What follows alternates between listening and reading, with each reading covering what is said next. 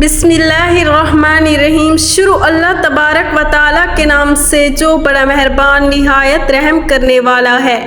हज़रत सईद बिन जुबैर के हवाले से ये वाक़या नकल किया गया है कि बनी इसराइल का अल-जरार बिन कशफ नामी एक इबादत गुजार शख्स था। वो दिन भर रोज़ा रखता और रात भर अल्लाह की इबादत करता था। एक रात जब वो पिछले पहर सोया तो उसने ख्वाब देखा कि उसको अपने शहर की सबसे खूबसूरत फाहिशा औरत बुतों की पूजा करते दिखाई गई और इशारा मिला कि इसको तबलीग करो। जब आँख खुली तो अल-जरार बिन कशफ बहुत हैरान हुआ तो वो सोचने लगा, मैं उस फाहिशा के अड्डे पर कैसे जाऊं? सारे लोग मुझे शक की निगाह से देखेंगे। खैर, उसने ख्वाब को अहमियत ना दी और दिन भर रोज़ा रखा, रात भर अल्लाह की इबादत करता रहा। जब सुबह उसकी आंख लगी तो उसको फिर वही ख्वाब आया। लगातार आबिद को यही ख्वाब 3 रातों में आया तो चौथी सुबह वो उस फाहिशा औरत के घर पहुंच गया।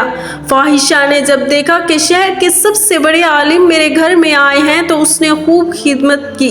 जब बुजुर्ग आबिद ने अपने आने का मकसद बयान किया कि मैं तो तुम्हें एक खुदा की इबादत के लिए तबलीग करने आया हूँ, तो फाहिशा कहने लगी कि बेशक मैं बुतों की पूजा से उकता गई हूँ। मैं एक खुदा की कायल हूँ, लेकिन मैं तब तक ईमान ना लाऊंगी जब तक अल्लाह पाक को खुद देख ना लूँ। वो आबिद बुजुर्ग बहुत परेशान हुए। उस औरत ने कैसी अजीब शर्त लगा दी, उसको कैसे अल्लाह का दीदार नसीब होगा। खैर, उस आबिद ने फाहिशा से भी ये वादा किया कि अब वो दोबारा जिस्म का कारोबार नहीं करेगी। कुछ ही दिन गुजरने के बाद घरों में फाकों का आलम शुरू हो गया।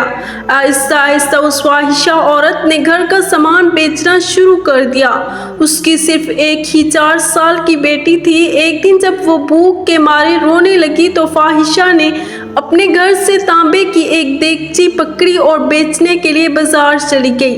वो जानती थी कि इस देगची की कीमत 2 सिक्कों से ज्यादा नहीं होगी।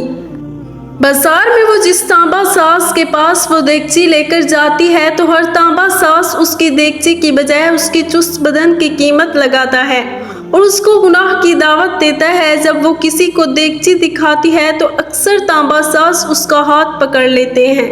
वो बार बार लोगों को बताती है कि वो तौबा कर चुकी है, अब ये काम नहीं करेगी। खैर, कोई उसको 80 सिक्के तो कोई 100 सिक्कों की ऑफर करवाता है।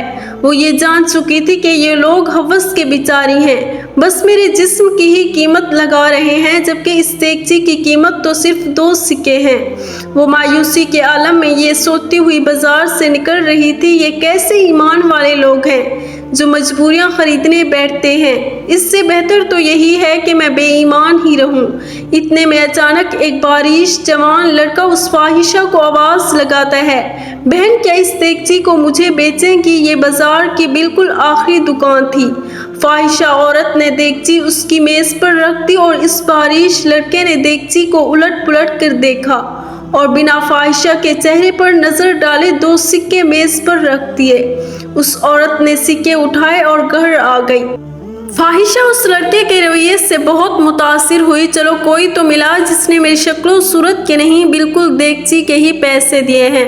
अगले दिन उस फाहिशा औरत ने फटा पुराना बुर्का पहना और नकाब करके इसी तरह की एक देगची पकड़ी और दोबारा उसी तांबे के बाजार में पहुंच गई। उसने अपनी हालत ऐसी बना ली कि देखने वाले को लगे कि एक गरीब बुढ़िया है। वो सब ताजरों के पास गई। वो जिस तांबा सास को अपनी देगची दिखाती तो वो उसे तोल कर कहता 2 सिक्के मिलेंगे। वो औरत कहती 6 सिक्कों में बेचूंगी, पर कोई तांबा सास उसे 2 सिक्कों से ज्यादा देने को तैयार ना था। फाहिशा बहुत हैरान हुई कि यही लोग कल इस देगची को 80 से 100 सिक्कों में खरीदने के लिए तैयार थे। आज जब मैं कह रही हूँ कि मैं गरीब और मेरी बेटी भी बीमार है तो कोई भी मुझे इस देगची के बदले 6 सिक्के देने को तैयार नहीं। इसका मतलब कि ये लोग अल्लाह के बिचारी तो नहीं, ये तो हवस परस्त हैं और खूबसूरत जिस्मों के बिचारी हैं। खैर, आखिर मैं इस बारिश खूबसूरत लड़के की दुकान पर पहुंची जिसने कल इस तरह की देगची 2 सिक्कों में खरीदी थी। वो नौजवान अपने काम में मसरूफ था। गरीब बुढ़िया के बेस में उस फाहिशा औरत ने कहा, मैं ये बर्तन बेचने के लिए लाई हूँ, मैं इसे 6 सिक्कों में बेचूंगी, क्या आप 6 सिक्के देंगे? तांबा सास ने पूछा 6 सिक्कों में क्यों? उस औरत ने बात बताते हुए कहा, मेरी बेटी बीमार है, डॉक्टर ने उसके लिए नुस्खा लिखा है जिसकी कीमत 6 सिक्के हैं। तांबा सास ने देगची लेकर कहा, माँ ये देगची बहुत उम्दा और निहायत कीमती है, अगर आप बेचना चाहती हैं तो मैं इसे 80 सिक्कों में खरीदूंगा।